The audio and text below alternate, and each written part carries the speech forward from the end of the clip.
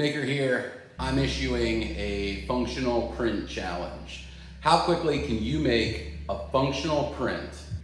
I need a battery mount for my tripod because I love these cheap lights, but the batteries don't last very long. And often when I'm shooting, the battery goes out. So I want a way to mount a battery to keep this thing powered while I'm filming.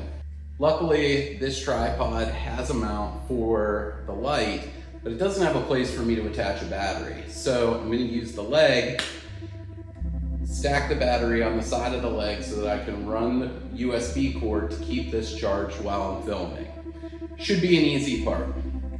So the first thing I'm gonna do is take measurements of the tripod where I wanna mount it and lay those measurements out on a piece of paper.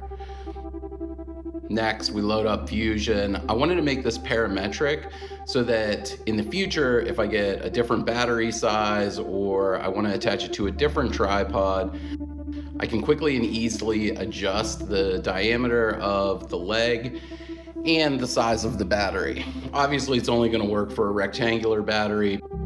Then I create a sketch.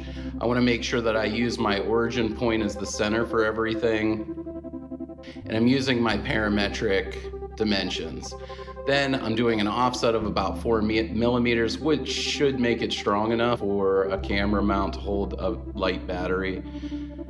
I want all of my distance constraints to be functions so that, again, if I need to change any of the sizes, they'll adjust. So all of my distances are going to be functions based off the diameter of the clasp and the dimensions of the battery. So after I've done that, I've created an offset for everything so that it's going to be thick enough to have some strength when I print it. And then I obviously want to be able to clasp it on so that I can take it off and put it on.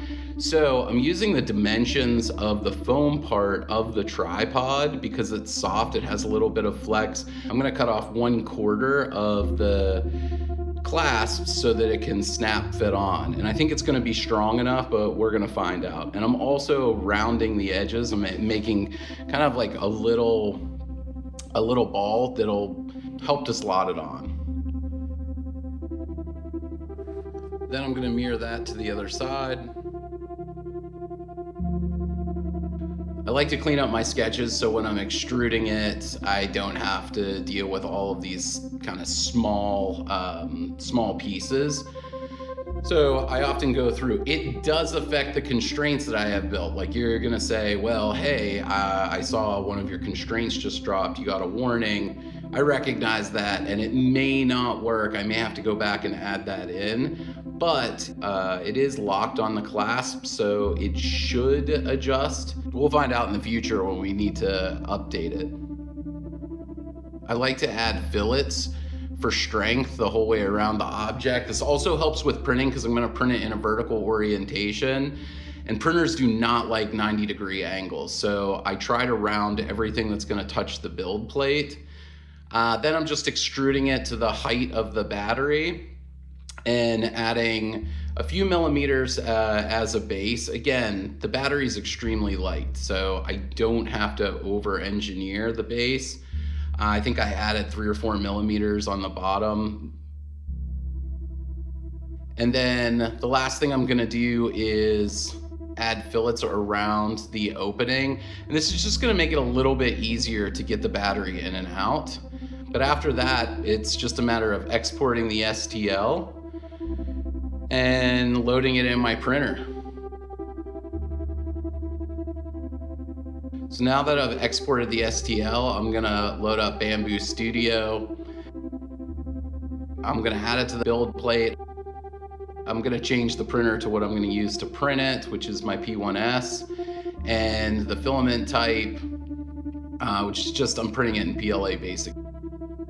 I am gonna add 3 walls so that I can drop the infill percentage to 5, because again, it doesn't need a lot of strength. And I'm adding a brim. I'm gonna send that off to the printer and watch it print.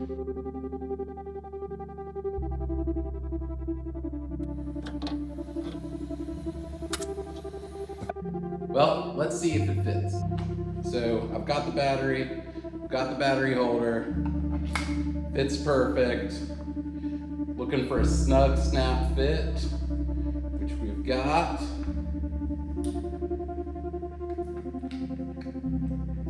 That's not going anywhere.